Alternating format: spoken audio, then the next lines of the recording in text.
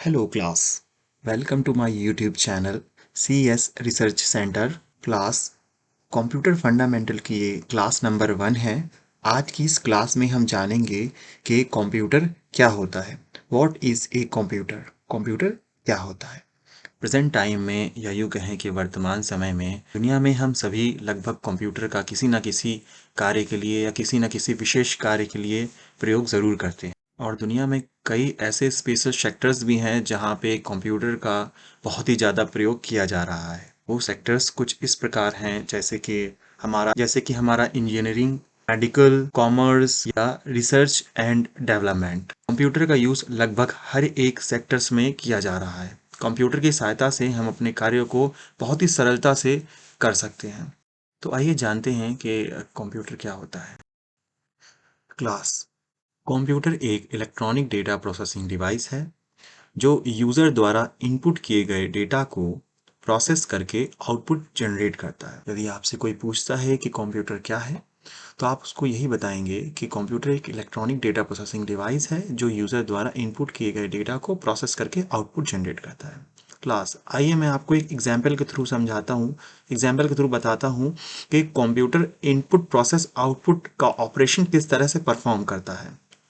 Computer में सबसे पहले डेटा को इनपुट किया जाता है। मान लीजिए हमने एक डेटा इनपुट किया कीबोर्ड के माध्यम से 10+10, तो 10+10 हमने इनपुट किया और जैसे ही हमने कीबोर्ड से इंस्ट्रक्शंस दिए कंप्यूटर को, 10+10 हमने इनपुट किया, यानी कि हमारा एक इंस्ट्रक्शंस है।